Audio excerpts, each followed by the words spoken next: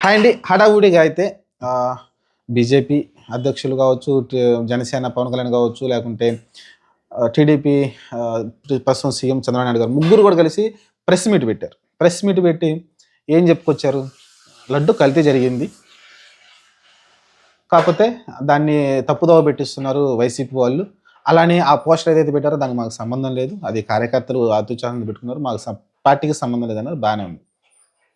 లడ్డు కల్తీ జరిగింది. లడ్డు కల్తీ జరిగిందనే విషయం అందరికి తెలుసు.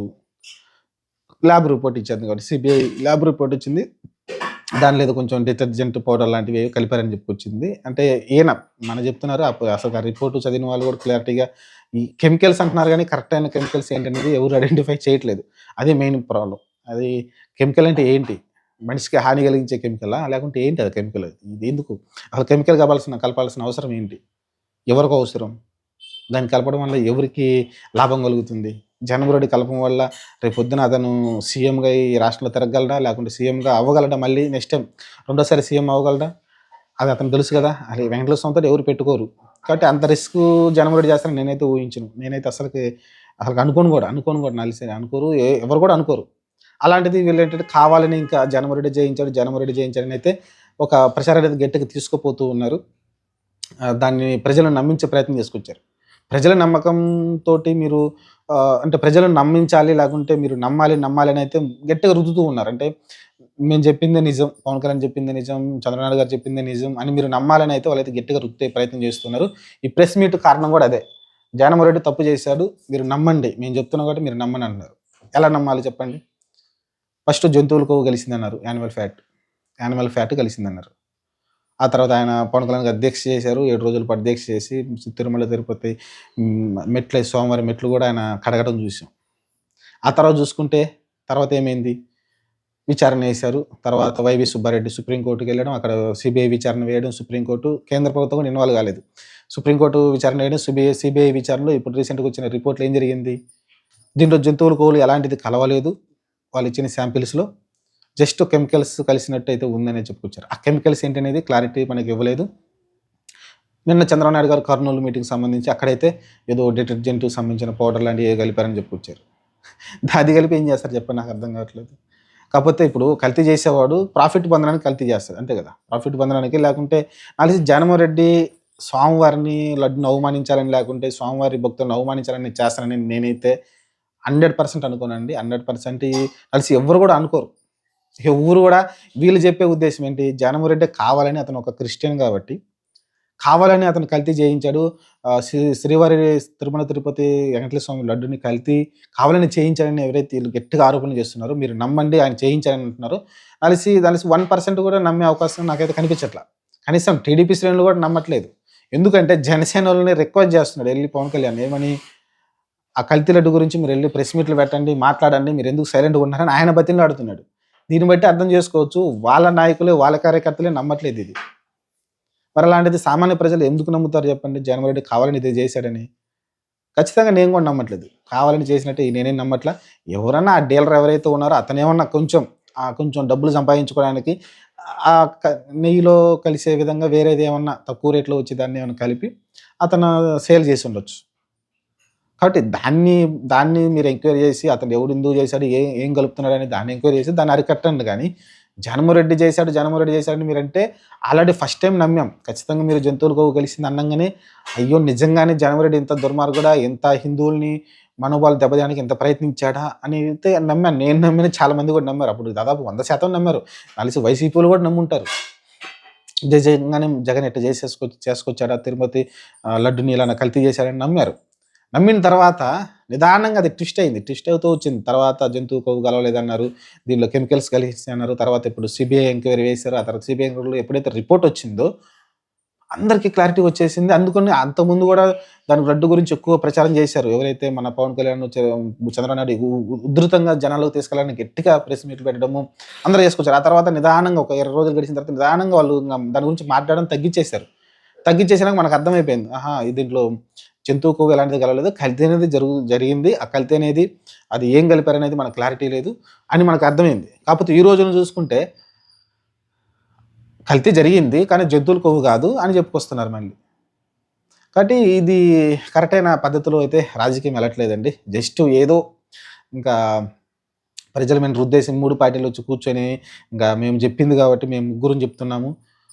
జగన్మోహన్ రెడ్డి తప్పు చేశాడు. మీరు నమ్మండి అన్న అయితే గట్టిగా అయితే చెప్పే ప్రయత్నం చేసుకొచ్చారు ముగ్గురు పార్టీ అధినేతలు.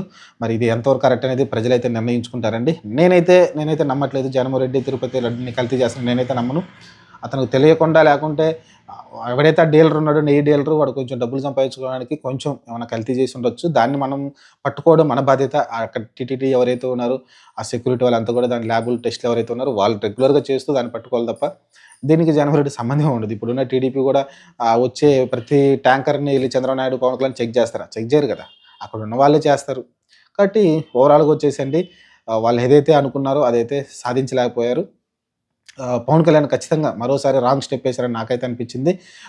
చంద్రబాబు నాయుడు గారు మళ్ళీ అనవసరంగా ఈ ప్రెస్ మీట్ పెట్టి మళ్ళీ రాంగ్ స్టెప్ ఏసినట్టు అనిపించింది. దీన్ని ఎంతవరకు తగ్గిస్తే అంత మంచిదండి. ఎంతవరకు తగ్గిస్తే అంత మంచిది. పవన్ కళ్యాణ్ ఒక మాట అన్నారు. ఏమని? ఏదైతే ఈ లడ్డు కల్తీ విషయంలో సిట్టు కావాలనే దీన్ని బయటకు తీసుకురావట్లేదు. ఎందుకంటే హిందువుల సెన్సిటివ్ విషయం కాబట్టి, హిందువుల మనోభావాలకు సంబంధించింది కాబట్టి, దాని సెన్సిటివ్ విషయం కాబట్టి అందుకని వీళ్ళు చెప్పట్లేదన్నది. అంటే ఏంటి మీ ఉద్దేశ్యం ఏంటి? ఇప్పుడు పవన్ కళ్యాణ్ గారు మరి హిందువుల్ని దాదాపు ఎవరైతే కొన్ని కోట్ల భక్తులు ఉన్నారో వాళ్ళందరిని అవమానించడానికేనా మీరు? లేకుంటే వాళ్ళందరినీ అనుమానంతో చంపడానికేనా? మీరు ప్రతిదానికి కోవగలిసింది అంటే మరి వాళ్ళు ఎంత బాధపడుతుంటారు? మీరు అంత సెన్సిటివ్ విషయాన్ని అంత బహిరంగంగా ప్రెస్ మీట్ల మీద చెప్తున్నారు కదా! అంత పెద్ద సిట్టే దాన్ని దాచుతుందని మీరే చెప్తున్నారు.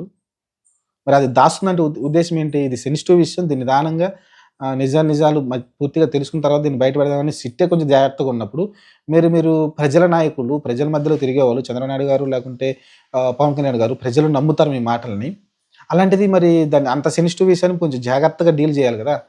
మీరు ప్రెస్ మీట్లు పెట్టేసి జంతువు కోగలుగుతాడా దుర్మార్గుడు జగన్ లేకుంటే జగన్‌ని టార్గెట్ చేశారు గానీ, ప్రజలు ఎంత ఇబ్బంది పడతారు, హిందువులు ఎంత ఇబ్బంది పడతారని మీరు ఎప్పుడైనా ఆలోచించారా? ఒక్కసారి నేను మళ్ళీ చెప్తున్నా. అదొక్కసారి మళ్ళీ 2, 3 సార్లు వేరే చోట టెస్ట్ చేసినాక మీరు మాట్లాడుంటే అసలు చాలా బాగుండేది. అసలు ఎంత బాగుండేది. ఇది కల్తీ జరిగిందన్న మాట చెప్పుంటే బాగుండేది. మీరు ఎప్పుడైతే జంతువు కొవ్వు అన్నారో అది వేరే స్టేజ్‌కెళ్ళిపోయింది. ఈరోజు దాన్నే ప్రశ్నించిన అంబటి రాంబాబుని జైల్లో పెట్టేశారు. జోగి రమేష్ ఇంటి పైన తగలెట్టేశారు. అంబటి రావుని తగలెట్టేశారు. ఈరోజు మా జగన్మోహన్ రెడ్డి బయటకొచ్చేసి కొన్ని వేల మందితోటి వస్తే అసలు కనీసం తాడేపల్లి నుంచి అంబటి రావు ఇంటికి రావడానికి ఎంతమంది జనాలొచ్చారో చూసాం. సరే వాళ్ళు కార్యకర్తలు పిలిచారా, డబ్బులిచ్చారా, బిర్యానీ ప్యాకెట్లు ఇచ్చారా, మందు ఇచ్చారా అది పక్కన పెట్టేసేయండి. జగన్ బయట అడుగు పెడితే ఎంతమంది జనాలొస్తున్నారో మీరు చూస్తూనే ఉన్నారు. ఆ వచ్చినోళ్ళంతా క్రిస్టియన్సా? చెప్పండి. వాళ్ళు వచ్చినోళ్ళంతా క్రిస్టియన్సా? కాదు కదా! వచ్చినోళ్ళు దాదాపు 90% హిందువులే ఉంటారు. 90% హిందువులే వచ్చుంటారు ఆడికి. మరి హిందువులు జగన్మోహన్ రెడ్డిని నమ్మకపోతే అంతమంది ఎందుకొస్తారు చెప్పండి. కాకపోతే ఇది కొంచెం అర్థం చేసుకుంటే మంచిది. కొంచెం ఆచి చూసి అడుగులేస్తుంటే బాగుంటుందని నాకనిపిస్తుంది. ఎందుకంటే అత్యుత్సాహంతో పోయి అనవసరంగా పరువు పోగొట్టున్నారు. ఎందుకంటే చంద్రబాబు నాయుడు గారన్నా లేకుంటే పవన్ కళ్యాణ్ అన్నా నాకు చాలా రెస్పెక్ట్. ఎందుకంటే వాళ్ళు పాయింట్ టు పాయింట్ మాట్లాడతారు. ఎందుకంటే ఇప్పటికి కూడా పవన్ కళ్యాణ్ నిజాయితీపరుడు, నీతిపరుడు అని అందరూ నమ్ముతున్నారు.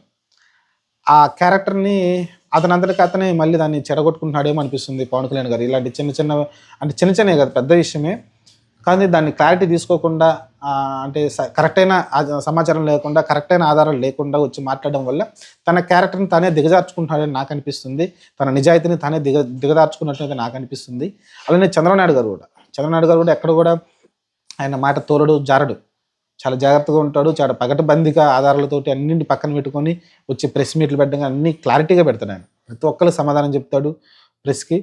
అలాంటిది ఈరోజు తొందరపాటు నిర్ణయాల వల్ల, తొందరపాటు అత్యుత్సాహం వల్ల ఈరోజు జగన్మోహన్ రెడ్డిని బ్లేమ్ చేయాలనుకుంటే ఈరోజు ఇంతమంది హిందువుల మనోభావాలు దెబ్బతిన్నాయి. దాంతోపాటు ఇప్పుడు పరువు అంతా పోయింది. వాళ్ళన్న మాట మీద వాళ్ళే కట్టుబడి లేరు. కాబట్టి ఈరోజు వచ్చేసి కెమికల్ కలిసింది. కల్తీ జరిగింది కానీ ఈ కల్తీ వేరని మళ్ళీ మాట్లాడుతున్నారు. కాబట్టి రకరకాలుగా అయితే ట్విస్ట్ అయితే జరుగుతూ ఉందండి రాజకీయం పరంగా. దీన్ని పెద్దగా జగన్మోహన్ రెడ్డిని అసలు రాజకీయం నుంచి దూరం చేయాలి. లేకుంటే ఏదైతే పెద్ద ప్లాన్ వేశారు పవన్ కళ్యాణ్ కూడా. ఎందుకంటే వైసీపీని ఆక్యుపై చేయాలని చూసుకున్నాడు. ఎందుకంటే నెక్స్ట్ 15 సంవత్సరాలు వైసీపీ కనుక అధికారం రాకపోతే, కనీసం నెక్స్ట్ 2 టర్మ్‌లో వైసీపీ కనుక అధికారం రాకపోతే ఆల్మోస్ట్ వైసీపీ డెడ్ అయిపోతుంది. అప్పుడు జనసేన ఆ ప్లేస్‌ని ఆక్యుపై చేయొచ్చు అని వాళ్ళైతే ఆశిస్తూ ఉన్నారు. అలాంటి దానికోసం అత్యుత్సాహం చూపించారని నేను అనుకుంటున్నాను. మరి చూద్దాం మరి ఏం జరుగుతుందో. ప్రస్తుతానికి ప్రస్తుతానికైతే 3 పార్టీలు కూడా జగన్మోహన్ రెడ్డి తప్పు చేశాడు, కల్తీ చేశాడన్న ప్రచారాన్ని గట్టిగా ప్రజల్లో తీసుకెళ్లే ప్రయత్నం చేస్తున్నారు. కానీ అది విఫలమవుతూనే ఉన్నారు ప్రతిసారి కూడా. మరి చూద్దాం మరి ఇంకెంత దూరం వెళ్ళిద్దో ఈ కల్తీ లడ్డు విషయంలో.